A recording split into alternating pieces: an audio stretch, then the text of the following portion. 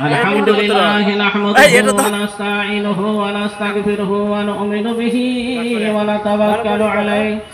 ونعوذ بالله من شرور أنفسنا ومن سيئات أعمالنا من يهدي الله فلا مضل له ومن يضلل فلا هادي له ونشهد أن لا إله إلا الله وحده لا شريك له وأشهد أن محمدا عبده ورسوله أما بعد أعوذ بالله من الشيطان الرجيم بسم الله الرحمن الرحيم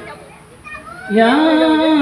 أيها الذين آمنوا ادخلوا في السلم كافة ولا تتبعوا خطوات الشيطان إنه لكم عدو مبين إلى آخر آيات سورة البقرة মরান কলি মুসলমান যুগের হাওয়ায় বয়ে গেল মোদের সব দিন ইমান মরান কলি মুসলমান যুগের হাওয়ায় বয়ে গেল মোদের সব দিন ইমান মোরা ভয়ে ভয়ে পাটি করি দুই জনাতে লড়ে মরি মদের ভোটের জোরে বাবু বিধানসভায় যাই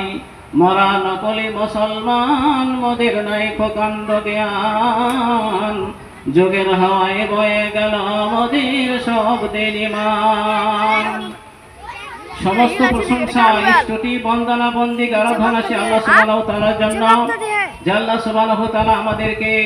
একটা দিনই মজলিসে হাজির করার তৌফিক দান করেছেন তাই বলে আলহামদুলিল্লাহ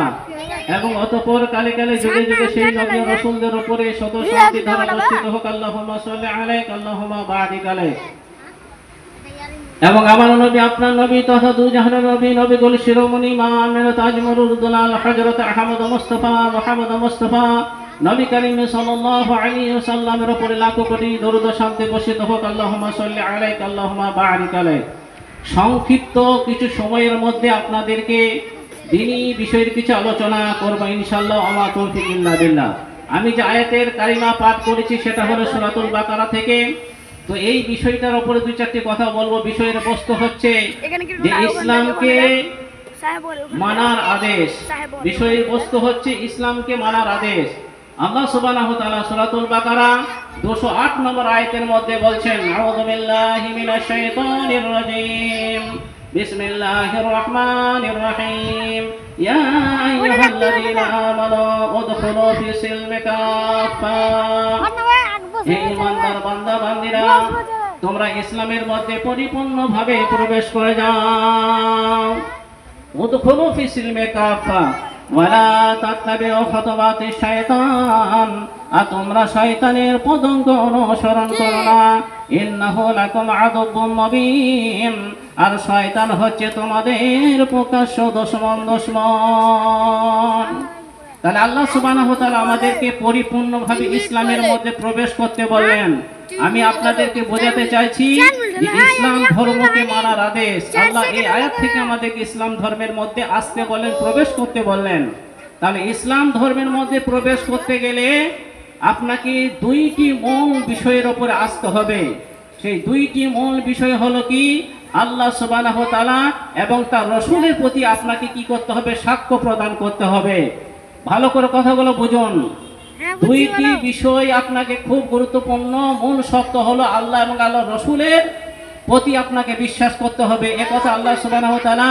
পবিত্র কোরআন কারীমের মধ্যে তিনি সূরাতুল আলী ইমরানের 19 নম্বর আয়াতের মধ্যে বলেছেন তিনি নিজেকে নিজেই সাক্ষী দিয়েছে যে আমি ছাড়া ব্যতীত কোনো সত্য ইলাহ নেই শুধু তাই নয় আল্লাহ সুবহানাহু ওয়া তাআলা তিনি আরো প্রমাণিত করেছেন সূরাতুল মুহাম্মদ 19 নম্বর আয়াতের মধ্যে সেই জায়গাও তিনি আলোচনা করেছেন সেই জায়গাতে তিনি সত্য ইলাহ মাবুদ বলে ঘোষণা করেছেন শুধু তাই নয় আল্লাহ সুবহানাহু ওয়া তাআলা তিনি সূরাতুল ইখলাসের মধ্যে প্রমাণিত করছেন যে আমি এক আল্লাহ